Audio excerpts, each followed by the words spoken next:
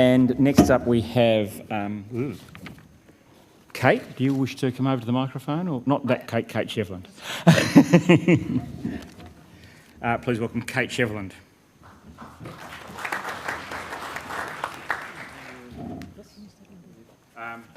Sorry. Kia ora tātou. Yes, thanks for giving me this opportunity. I feel very much like a practitioner compared to many of the more big picture theorists perhaps that have been on earlier. And I'd also like to thank Ernie for his issues paper. I think it covered everything I would wish to say about educational uptake in general, and I think anyone that hasn't looked at that should. It was very, very useful. As I say, I represent the practitioner end of the scale. I don't any longer teach, but I have a lot to do with, at any one time, a couple of thousand adolescents. The reason I've put that slide up is to show that kids are still kids. That was taken last week at our House Tabloid Day. And there are lots of things we need to preserve and protect, I think, about children growing up. Despite all of the use of ultra-fast broadband and one-to-one devices, we still want kids to be kids and get on with each other as much as possible. I come from a fairly conventional school. It's 2,000 students, it's urban, it's co-ed. We start from age 11 and we move through to age 18.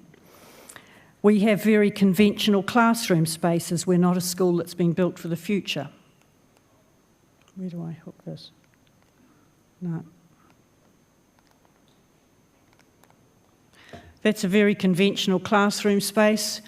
The only thing that's perhaps not very conventional about it is that there are no computers and laptops sitting on the desks. That's because that was also taken last week when the tabloid sports were meant to be on and were cancelled because of rain, but no one had their devices with them. You'll note there that, again, typical of young people, no wristwatches. And it's much more common for students to have a bottle of water on the desk than a wristwatch. And I've been watching the people here today and I notice that most people have still got wristwatches. People of that age will say, why use a watch? All it does is tell the time. However, that is quite typical sort of classroom space. It's pretty bare because it's typical also in the sense that it's leaky. So all of the stuff's been taken off the walls and those students will soon be evacuated to a lovely prefab on the back car park while their room is being fixed.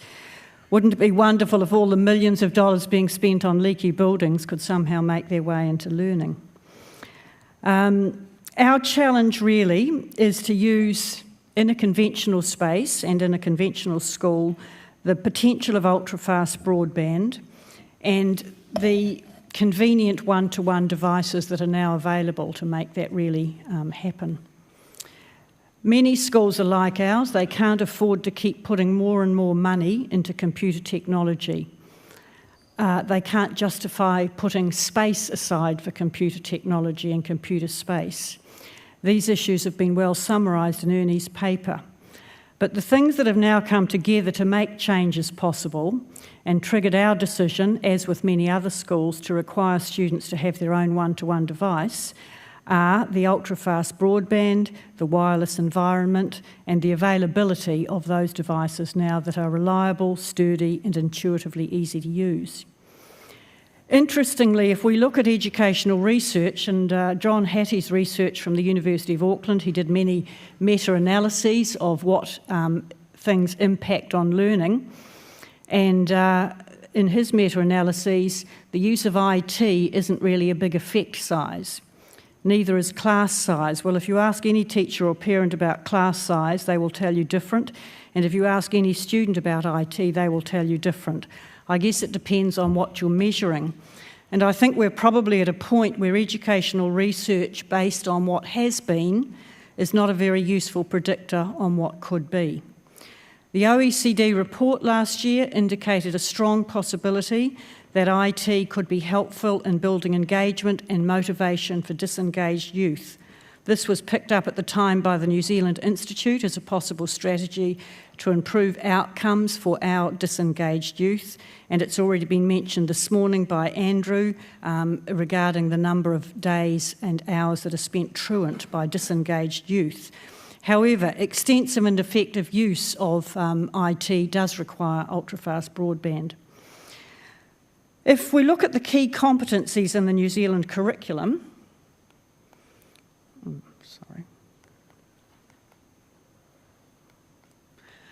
and I don't think there are too many teachers in the room, there's not many I recognise anyway, but the New Zealand curriculum has a series of values, it has a series of principles, and it has a series of competencies. And the key competencies, I believe, are the outcome-based ones, so I thought I would mention those. And these competencies are part of the curriculum from year 1 right through to year 13. And all of those competencies are things that all schools work on, and I believe could be well enhanced with the timely use of IT backed up with broadband. Quoting from the New Zealand curriculum, thinking. Students who are competent thinkers and problem solvers actively seek, use and create information. Relating to others. Students who relate well to others are open to new learning and able to take different roles in different situations. Using language, symbols and texts. Students who are competent users of these can interpret and use words, number, images, movement, metaphor and technologies in a range of contexts. Managing self, students who manage themselves are enterprising, resourceful, reliable and resilient. And participating and contributing, students who participate and contribute in communities have a sense of belonging and the confidence to participate within new contexts. I think that those competencies would be seen by practically everyone as very useful things to encourage in young children and young adults, and certainly it's what schools continue to attempt to do. If I look at a McKinsey report from a few years ago, it looked at school systems all around the world. And it wondered why some schools succeed where others do not. It looked at 25 of the world's school systems, including the 10 most successful. New Zealand is considered to be one of the most successful if you look at the international PISA studies. They came up with the conclusion that 3 things matter: getting the right people to become teachers, developing them into effective instructors, and ensuring the system is available to deliver the best possible instruction for every child. I don't imagine there would be any surprises there, but the detail is in how do we actually put the detail around that for any particular age. I think the detail now includes the use of ultra-fast broadband. I looked at a BBC link last week which showed a bring your own computer to the workplace as an issue employers are working on, starting with pressure from employees who want to use the best. It's something I don't think we as educators had realised was happening, but again, it's not surprising, and in fact, it's what we did at our school when we started with our iPad program, and we gave teachers, or heavily subsidised teachers, an iPad. They had to subsidise it, pay for part of it themselves, but I guess that's a bit of a bring your own device for the teachers as well. I think this trend will certainly accelerate, and it's no longer reasonable to expect teachers familiar with the use of such devices in their personal life to teach with enthusiasm and drive if they aren't well supported with good technology. It's important that teachers should now be capable of teaching in an online virtual environment. We now have teachers and students involved in video conferencing lessons for year-long NCEA courses through a virtual learning network. We teach Spanish and physics and senior geography, and we receive accounting and te reo. And that network is a system that's been going for many years in rural parts of New Zealand, only really just being picked up now by urban schools. We think it's got a lot of potential to personalise learning. Last page, yes. So the challenges, I think the big picture challenges for ultra-fast broadband use are collaboration.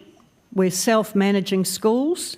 That engenders a lot of competition. It's hard to develop collaboration sometimes. The assessment models are quite old-fashioned. In fact, sitting in a room for 3 hours with a piece of paper to assess your progress for the year doesn't seem quite up to it these days. And the big issues of who pays. With our particular challenges, we started last year with staff training. We subsidised the purchase of iPads for staff. We ran lots of parent meetings. We organised researchers to evaluate the program. We managed an unexpected media blitz. And we've found that the infrastructure has been fine, and in fact everything has worked very, very much better than we expected. On a sort of little picture challenge, it would have been much easier in a teaching environment for everyone to have the same device.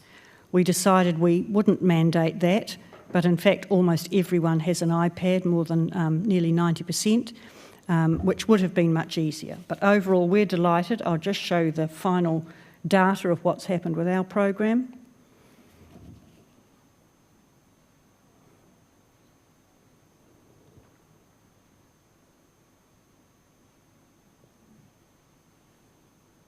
And that's it from me. Thank you very Thank much. you. Kate.